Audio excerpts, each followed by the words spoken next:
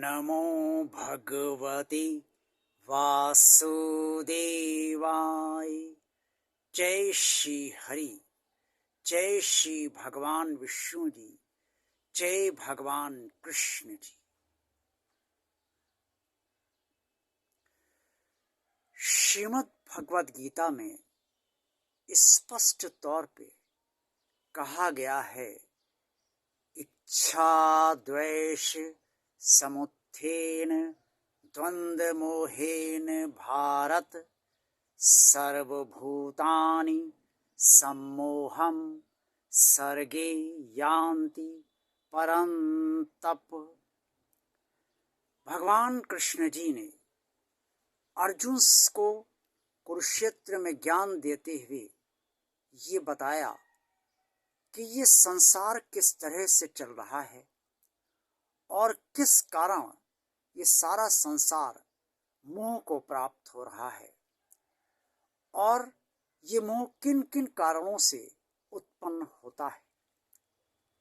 सर्वशक्तिमान परम परमात्मा भगवान श्री कृष्ण जी ने अर्जुन से स्पष्ट कहा कि संसार में जो इच्छाएं होती हैं, उन इच्छाओं से जब पूर्ण वो इच्छा होती है तो सुख मिलता है, और जब वो इच्छा पूर्ण नहीं होती तो दुख प्राप्त होता है।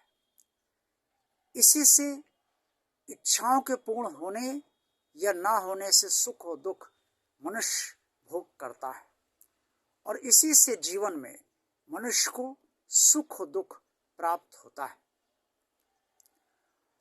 इच्छा के अलावा मनुष्यों के भीतर द्वेष भी होता है।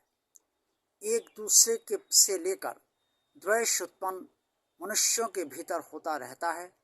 उनकी अपने जीवन की स्थितियों परिस्थितियों के अनुसार द्वेष जीवन भर कहीं ना कहीं लगभग सभी मनुष्यों के अंदर चला करता है। ये जो इच्छा और द्वेष है, इसी के कारण ये संसार में प्राणी मोह के कारण फंसे हुए हैं, और इस संसार को चाहते हुए भी, इस संसार को ये समझते हुए भी कि ये संसार नश्वर है, यहाँ कुछ भी साथ नहीं जाना है, वो इस मोह से छूट नहीं पा रहे हैं। क्योंकि इच्छाएं हर मनुष्य के अंदर इतनी ज़्यादा हैं कि वो इच्छाओं से कभी मुक्त नहीं हो पा रहा है, और द्वेष यानी कि ईर्ष्या और द्वेष इतना ज़्यादा है कि वो उसे भुला नहीं पा रहा है। ये सब प्रकृतिजन गुणों से उत्पन्न। मनुष्य स्वयं भी प्रकृति से संचालित है, और ये प्रकृति परमात्मा ने ही बनाई है। सारा ज्ञान श्रीमद् भगवद गीता में भगवान श्री कृष्ण जी ने अर्जुन को दिया है, लेकिन इस श्रीमद् भगवद गीता को पढ़ने के बाद समझना अति आवश्यक है। जब तक हम समझेंगे नहीं, तब तक हम श्रीमद् भगवद गीता का अनुसरण व्यवहारिक जीवन में नहीं कर पाएंगे और इस भव सागर से पार नहीं हो पाएंगे। भगवान की भक्ति शांति से नहीं कर पाएंगे, स्थिरता से नहीं कर पाएंगे, और इस संसार में सही तरीके से हम जीवन जी भी नहीं पाएंगे। इसलिए अगर संसार में ठीक से जीना है, कर्मों के फल से नहीं बंधना है, और भक्ति शांति पूर्वक करनी है, भव सागर से पार होना है, आत्मा को सद्गति देनी है, आत्मा का कल्याण चाहिए और भगवान के दर्शन चाहिए, तो श्रीमद् भगवद गीता का को समझना अति आवश्यक है। मात्र पढ़ लेने से ये कोई पुस्तक नहीं है कि इसे आप पढ़ लें। इसे समझना होगा, और समझे आएंगे आप तभी जब आप इसे समझना चाहेंगे।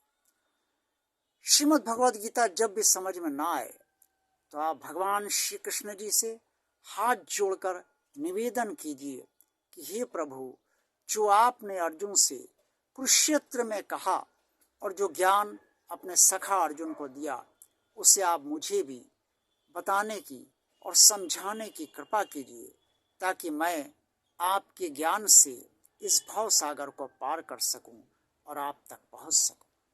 ये प्रार्थना जब आप नियमित तौर पर करेंगे, श्रीमद् भगवद गीता पढ़ने से पहले, पढ़ने के बाद, तो तब धीरे धीरे भगवान श्री कृष्ण जी की जब कृपा आपको प्राप्त होने लगेगी तो आप श्रीमद् भगवद गीता को बहुत ही आसानी से समझने लगेंगे और अपने जीवन को श्रीमद् भगवद गीता के अनुसार ही चलाने लगेंगे।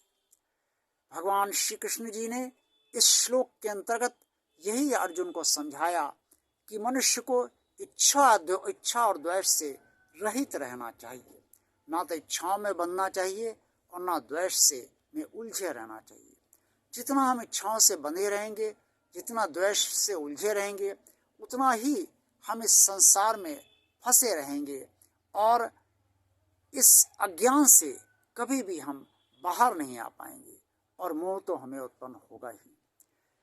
इसलिए जो भगवान श्री कृष्ण जी ने अर्जुन को, अपने सखा को ये गोपनीय ज्ञान दिया है, उस गोपनीय ज्ञान को आप अपने जीवन में उतारने का पूरा प्रयास ईमानदारी से कीजिए। भगवान श्री कृष्ण जी से प्रार्थना कीजिए कि वो अपने ज्ञान के अनुसार आपके जीवन को चलाने की आपको सामर्थ्य, शक्ति दें, सद्बुद्धि दें, सद्विचार दें और सद प्रवृत्ति दें। भगवान से जब भी आप अपने कल्याण के लिए कुछ मांगते हैं तो भगवान आपको अवश्य देता है। संभव है वो आपकी सकाम स्थितियों को पूर्ण न करे, लेकिन आपके कल्याण के लिए वो तुरंत अपनी कृपा अवश्य करता है, क्योंकि भगवान भी चाहता है कि उसका भक्त का कल्याण हो और वो बार बार इस संसार में लौट कर ना आए। आज का वीडियो आपको अगर पसंद आया है तो इसे लाइक अवश्य कीजिए, ज़्यादा से ज़्यादा लोगों को शेयर कीजिए। अगर भगवान और आप चैनल आपने सब्सक्राइब अभी तक नहीं किया है तो सब्सक्राइब अवश्य कीजिए। कमेंट्स बॉक्स में जो भी आप कमेंट्स करना चाहें वो अवश्य कीजिए। ओम नमो भगवते वासुदेवाय। जय श्री हरि, जय श्री भगवान विष्णु जी, जय श्री भगवान कृष्ण जी।